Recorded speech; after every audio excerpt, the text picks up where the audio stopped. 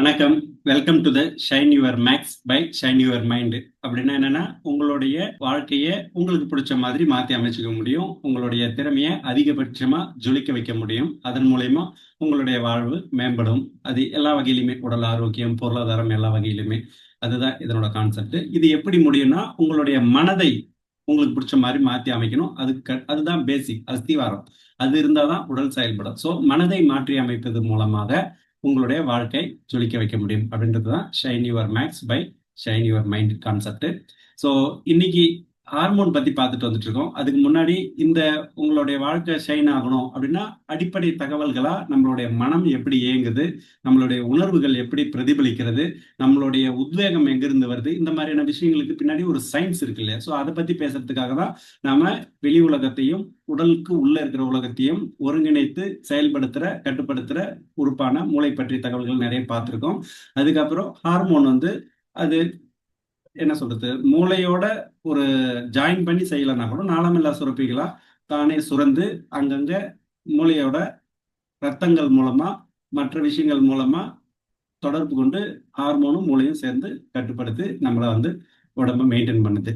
So அதனால brain சம்பந்தமான தகவல்கள் அடுத்தது. இந்த ஹார்மோன்ங்கிறது உணர்வு, நமக்குள்ள நிறைய கைண்ட் ஆஃப் எமோஷன்ஸ் இருக்கு இல்லைங்களா? அந்த உணர்வுகள்லாம் எங்கெங்க இருந்து வருது, ஏன் வருது, அதுக்கு பின்னாடி என்ன சயின்ஸ் இருக்கு, அப்படி தெரிஞ்சுக்கும் போது அந்த சயின்ஸை நீங்க தெரிஞ்சுக்கிட்டு நீங்க அதுக்கு தகுந்த மாதிரி உங்களுடைய வாழ்க்கை சூழலையும் உங்களுடைய லைஃப் லைஃப் ஹேபிட்ஸ், உணவு பழக்க வழக்கமா இருக்கலாம், திங்கிங் பேட்டர்னா இருக்கலாம், இதெல்லாம் நீங்க கொஞ்சம் அல்டர் பண்ணும்போது உங்களோட லைஃப் கொஞ்சம் கொஞ்சமா மாறிட்டே வரதை பார்ப்பீங்க. அதுக்கப்புறம் நாம கொடுக்குற பயிற்சிகள் மூலமா உங்களோட வாழ்க்கை ஸ்ட்ரெயின் ஆகும்.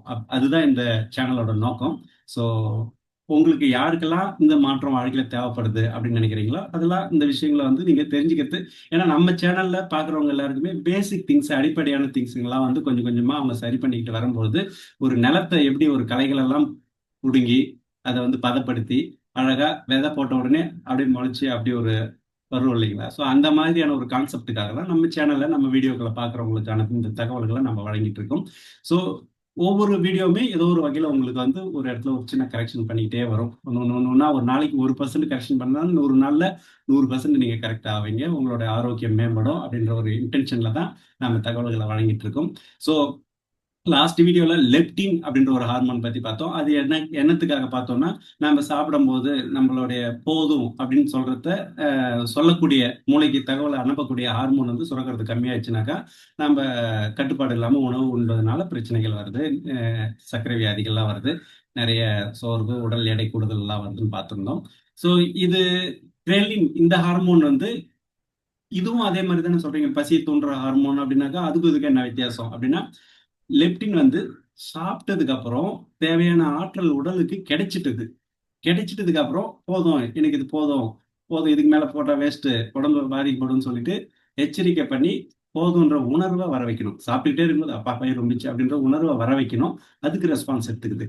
பட் கிரெலின் என்னன்னா, காலையில சாப்பிட்றோம், சாப்பிட்டதுக்கு அப்புறம் டானு 1 மணி ஆயிடுச்ச உடனே வயிறு கத்த ஆரம்பிச்சிருது. ஸோ அந்த உணர்வு கொடுக்குது இல்லையா, பசி உணர்வை கொண்டு வருது இல்லையா, 3 வேளைக்கும் வேலை கரெக்டா பசி உணர்வு கொண்டு வருது இல்லையா, அந்த ரோலை தான் கிரெலின் செய்யுது.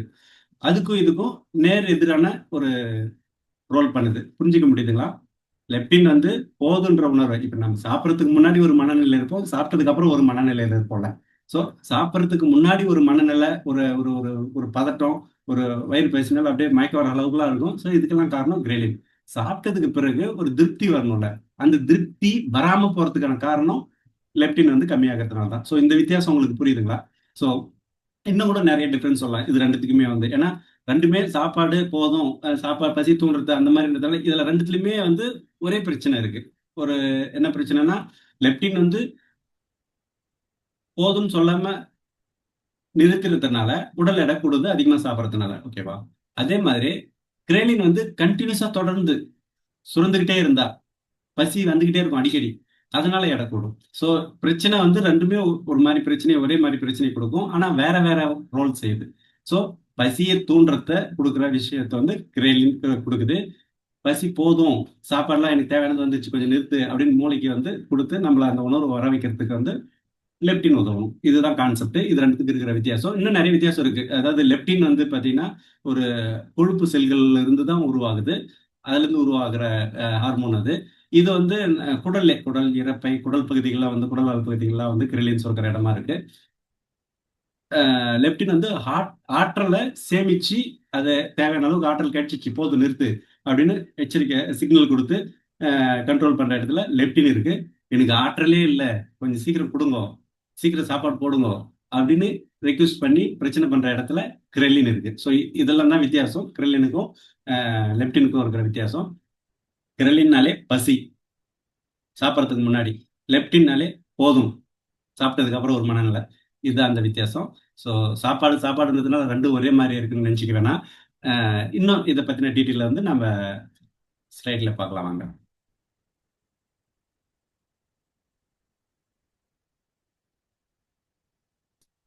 கிரெலின் ஹார்மோன் பசி தூண்டுதலுடைய சயின்ஸ்.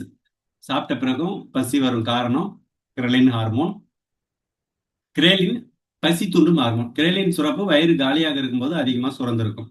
ஸோ என்ன சொல்றது, லெப்டின் எங்க சுரக்கணும், வயிறு ஃபுல்லா இருக்கும்போது சுரக்கணும், எனக்கு போதும்னு இருக்கிற இடத்துல. கிரலின் எங்க சுரந்திருக்கும், வயிறு எம்டியா இருக்கும்போது கிரலின் சுரந்திருக்கும். ஸோ மூளை சிக்னல் சாப்பிடு அப்படின்னு ரத்தத்துக்கு சிக்னல் அனுப்பும் மூளைக்கு. கிரலின் அதிகமாக இருந்தால் என்ன ஆகும், பசி போகலை, எவ்வளவு சாப்பிட்டாலும் பசி தொடர்ந்துகிட்டே இருக்கும், குயிக்கா டக்குன்னு பசிச்சுக்கிட்டே இருக்கும். இதனால உடல் எடை அதிகரிக்கும்.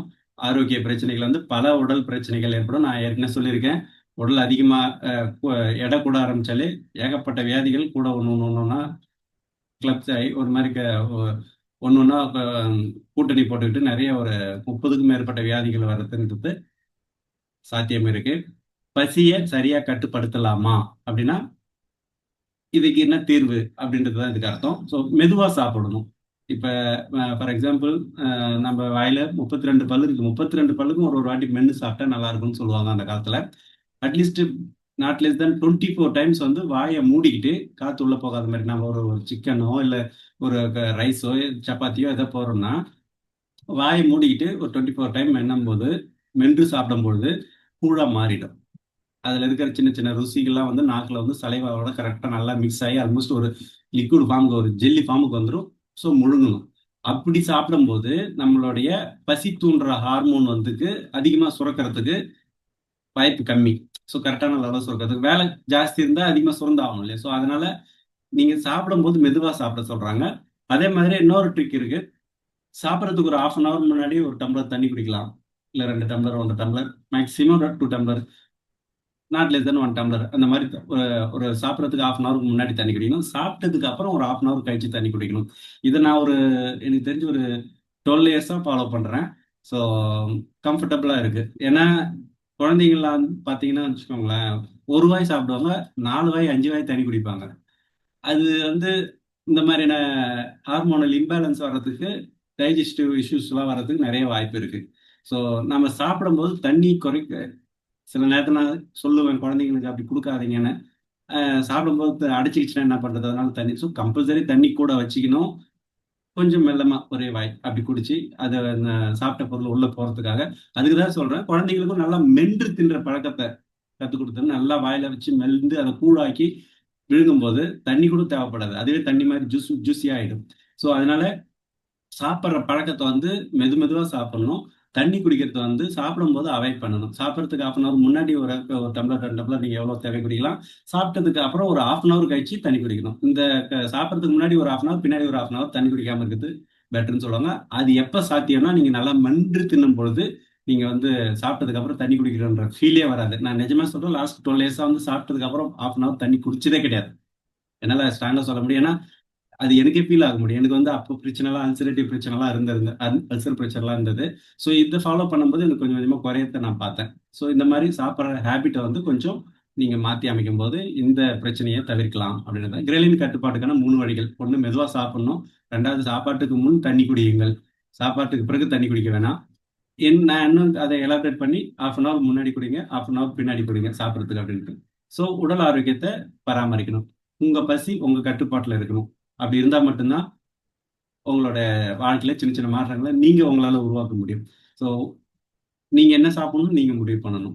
உங்களோட உள்ள இருக்கிற ஏற்கனவே ஒரு பிரியாணி சாப்பிட்டோம், அதை சாப்பிட்டோம், இதை சாப்பிட்டோம், இதை சாப்பிட்டோம், எனக்கு அதுதான் பிடிக்கும் இதுதான் பிடிக்கணும் இல்லாம அந்த நேரத்துக்கு உங்க ஆரோக்கியத்துக்கு எது ஃபைபர் வேணும்னாக்கா ஒரு என்ன சொல்றது, ஒரு பச்சை பயிறு அவிச்சு, இல்ல பச்சை பயிரை வந்து வேக வச்சு முளைக்கட்டிய தானிய பயிரை சாப்பிடலாம். கொண்டக்கடலை நைட்ல ஊற வச்சு காலையில சாப்பிடலாம். ஸோ இந்த மாதிரி கொஞ்சம் கொஞ்சம் டயட்டை வந்து நீங்க மெயின்டைன் பண்ணும்போது உங்களுடைய பாடி எனர்ஜெட்டிக்கா வச்சுக்க முடியும். பிரெயின் ஃபங்க்ஷன்ஸ் வந்து ஆக்டிவா வச்சுக்க முடியும். பசியை உங்க கண்ட்ரோல்ல வச்சுக்க முடியும். ஸோ பசி இருக்குன்றதுனால நம்ம என்ன கிடைச்சாலும் சாப்பிடும்போது அது நம்ம வாழ்க்கையில மிகப்பெரிய மாற்றத்தை உண்டாக்கும் அப்படின்றதான், பெரிய தாக்கத்தை உண்டாக்கும் அப்படின்றதான் சொல்ல வரேன். ஸோ அடுத்த வீடியோல வேற ஹார்மோன் பத்தி பார்ப்போம். இந்த தகவல் உங்களுக்கு பிடிச்சிருந்ததுன்னா உங்களுக்கு பிடிச்சவங்களுக்கு ஷேர் பண்ணுங்க. நம்ம சேனலை சப்போர்ட் பண்ணுங்க, சப்ஸ்கிரைப் பண்ணுங்க, லைக் பண்ணுங்க. நன்றி.